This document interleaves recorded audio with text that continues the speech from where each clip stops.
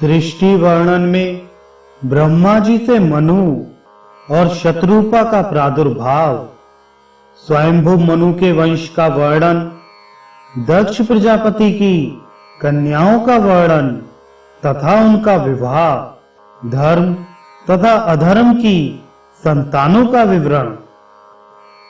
श्री कूर्म ने कहा, इस प्रकार स्थावर तथा जंगम प्राणियों की सृष्टि हुई। किंतु जब उन बुद्धिमान ब्रह्मा द्वारा उत्पन्न की गई प्रजाओं में वृद्धि नहीं हुई, तब तमोगुण की अधिकता से आवृत ब्रह्मा दुखी होकर चिंता करने लगे और फिर उन्होंने अर्थ का निश्चय करने वाली बुद्धि को ग्रहण किया।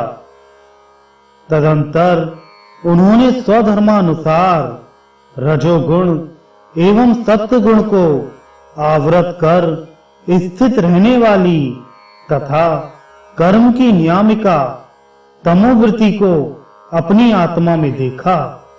तत्पश्चात सत्वगुण से संयुक्त रजोगुण ने उस तमोगुण को दूर किया और दूर हुआ वह तम दो भागों में विभक्त हो गया।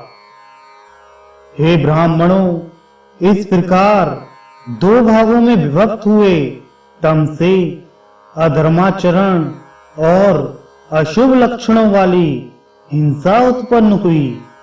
तब ब्रह्मा जी ने अपने उस प्रकाशमान शरीर को छोड़ दिया। पुनः पुरातन पुरुष प्रभु ने अपने शरीर को दो भागों में बांटा, आधे से पुरुष हुआ और आधे से नारी। तत्पश्चात उन्होंने विराट पुरुष को उत्पन्न किया।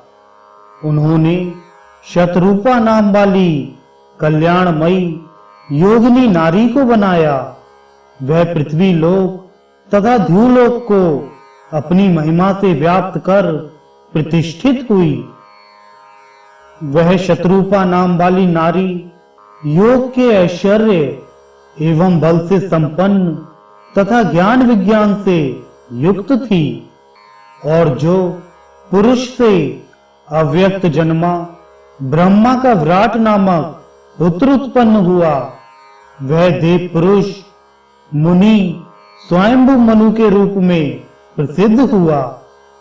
शतरूपा नाम वाली उस देवी ने अत्यंत कठोर तप करके ब्रह्मा जी के पुत्र स्वयंभू मनु को ही अपना पति बनाया, और शतरूपा ने उनसे दो पुत्र उत्पन्न किए।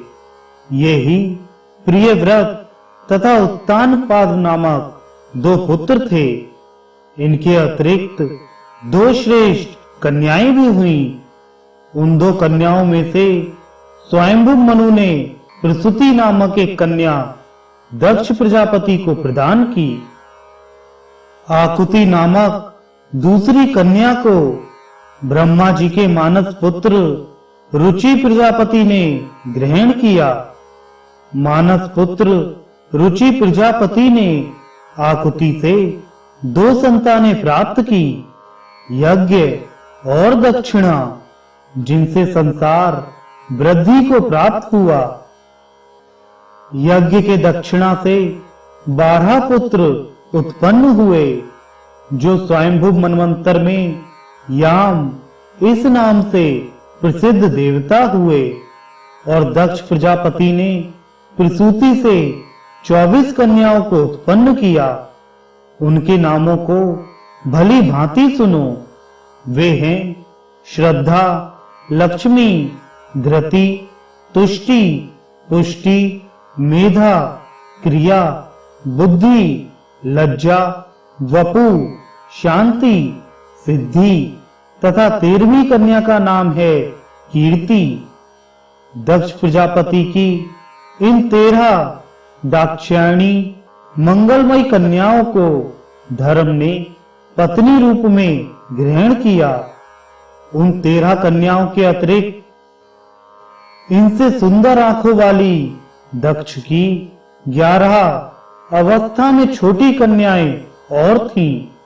जिनके नाम हैं ख्याति, सती, संभूति, स्मृति, प्रीति, क्षमा, संतति, अनसुईया, ऊर्जा, स्वाहा तथा स्वधा। श्रेष्ठ मुनियों, ख्याति, सती आदि जो 11 कन्याएं थीं, उन्हें क्रमशः भृगु, मरीच, अंगिरा मुनि, पुलस्त्य, पुलह, परम धर्मज्ञ कृतु, अत्रि, वशिष्ठ नामक मुनियों, अग्निदेव और पितरों ने ग्रहण किया। श्रद्धा का पुत्र काम तथा लक्ष्मी का पुत्र दर्प नाम से कहा जाता है। धृति का नियम नामक पुत्र तथा तुष्टि का पुत्र संतोष कहलाता है। पुष्टि का पुत्र लाभ और मेघा का पुत्र श्रुत हुआ। क्रिया का पुत्र दंड हुआ और वही समय भी कहलाता है।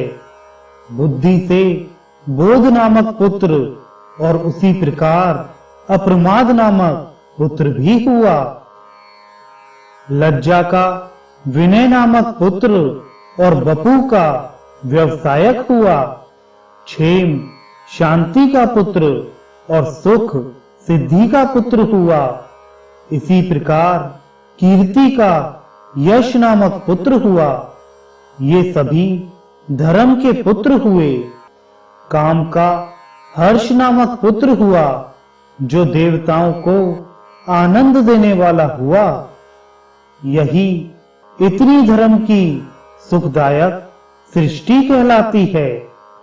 अधर्म ने हिंसा से निकृति तथा अनरत नामक पुत्र को उत्पन्न किया। निकृति और अनरत से भय तथा नरक नामक पुत्र उत्पन्न हुए। माया तथा वेदना ये दो इनकी क्रमशः भय एवं नरक की पत्नियां हैं। माया ने भय से समस्त प्राणियों को मार देने वाले मृत्यु को उत्पन्न किया। वेदना ने भी रौरव नरक नामक पति से दुख नामक पुत्र उत्पन्न किया। मृत्यु से व्याधि, जरा, शोक, तृष्णा तथा क्रोध उत्पन्न हुए। ये सभी उत्तरोत्तर अधिक दुखदाई कहे गए हैं और अधर्माचरण ही इनका लक्षण है। इनकी ना तो कोई स्त्री है और ना कोई पुत्र। ये सभी ऊर्ध्वरेता हैं। श्रेष्ठ मुनियों, इस प्रकार धर्म नियामक ने तामस तर्क की सृष्टि की। मैंने संक्षेप में इस विशिष्ट सृष्टि का वर्णन किया।